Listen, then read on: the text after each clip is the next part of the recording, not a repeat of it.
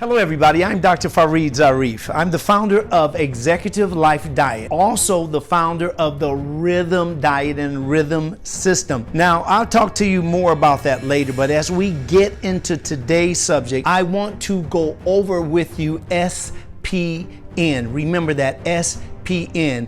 S is for sleep, P is for physical activity, and N is for nourishment. So let's talk about why SPN is so important. Sounds like a TV station, doesn't it, or a network? It's very important for you to remember these three things because it is very important when it comes to the balancing of your health, your energy, and the optimality that we all seek. We want to feel our very best. And the way that we do this is by selecting the right food at the right time and remembering SPN. Again, the sleep, the physical activity, and the nourishment. Now, the sleep is not just the sleep, it is sleeping deeply. You see, we have very light sleep, and then we have light sleep, and then we have deep sleep, and then we have very deep sleep. We have different levels of sleep. When we get into the very deep sleep, this is when our body actually does most of its healing. Our body is in a state where we also rebuild injured cells, or we also heal anything that needs to be healed on the body. Most of the healing happens during this time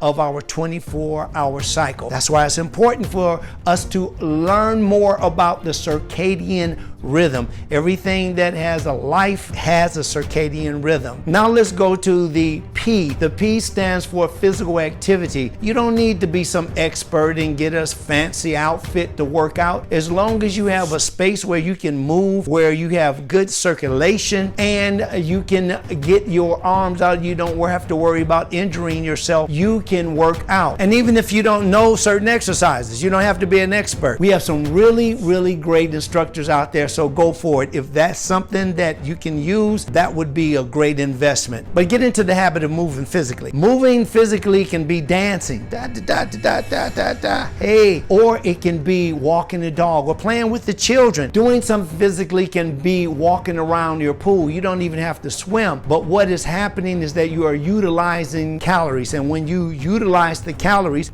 now keep this in mind, that calories are units of heat and energy. Just see how simple that is. There are other definitions, but they always lead you astray. So when you're eating food, remember you're eating or you're ingesting units of heat and energy. When you get too much of it, we know how the body responds to that. But when you don't get enough of that, we know how the body also responds to not having enough energy. So it is very important that we keep these things in mind. Now, the next letter out of the SPN is N, and it stands for nourishment, not nutrition. I got you, didn't I? See, most people think that nutrition is about food. And usually the way that it's taught, we go astray. We're distracted because we get in, well, how many calories is it? How much sugar in it? How does it affect the glucose? And yeah, I heard that, the GMO, all of these things that are nothing but distractions. We need to know how to eat and when to eat it. What to eat, how to eat means that we know what to eat during that time. What is the best food to eat during that time? We shouldn't be eating meat any time of the day, anytime we want to. Understand what is the purpose of meat. Even if you eat it, what is the purpose of that? Now, I can tell you right away, these are primitive ways of eating and surviving. And that's exactly where the manufacturers want you. The people that are putting the advertising out, that's where they want you. They want you where you are a lifetime customer. When we're choosing food, if you choose to eat animal food or you choose to eat whole food, plant-based foods, it is up to you. The message I want to give to you is know how it is helping your body when you eat it. Just don't eat it impulsively, because that puts us in the primitive state. Eating because you're hungry or you don't want to get hungry doesn't require thought. You have an appetite, you eat, and you don't think, well,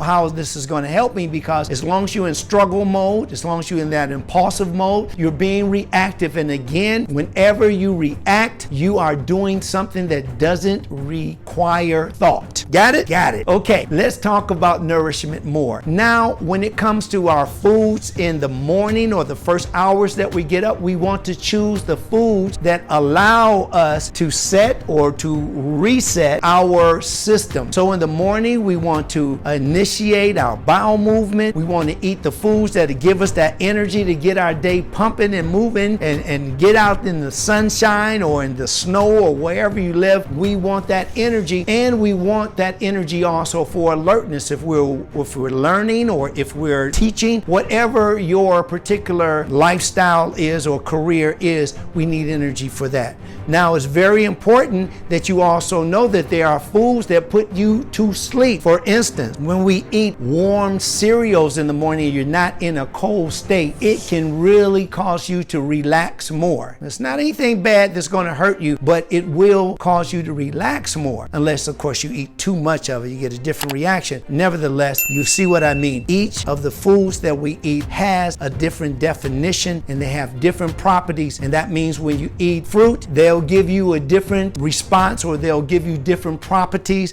than if you were eating grains. Grains will give you different properties than if you're eating animal foods and so forth. But eating food just because it's food and you're hungry, we want to get rid of that attitude, because that attitude will definitely put you on the list of those who suffer from chronic diseases. Now, nourishment is also important because of the nutrients. The nutrients in food, that's what we want to extrapolate. We want to get that to help build muscle. We want to get that to keep us nice and slim, and we want to keep all the extra pounds off. You might be a naturally heavy set person, but it doesn't mean that you have to be unhealthy. It just simply means that you are expressing your DNA. A lot of times we're in gene pools that we can't help, but it doesn't give you an excuse to be sickly. It doesn't give you an excuse to be out of control or not being able to manage your health. Now, health and fitness isn't the same thing. I don't want you to get confused. Fitness has to do with the physicality and what your body can do. But when I'm talking about health, I'm talking about how you feel, how you perform, and if you're lucky, how you look. Do you look like you want to look? Usually, I find people, even when they have these magnificent bodies, there's something that they're working on. I got to get this down. I think this is too much, or just my neck is here. How about my face is a human thing. Don't get caught up in that. What you should put your energy in is the energy in the food. Put your energy into the benefits of eating that particular food. Understand that nourishment is very important, and it works well with physical activity, and physical activity works well with what? Sleep, deep sleep. So keep those things in mind. SPN, sleep, physical activity, and nourishment, okay? And you'll be on your way to being the healthiest you that you can be. We simply call it optimality right here at Executive Life Diet. Thank you for listening.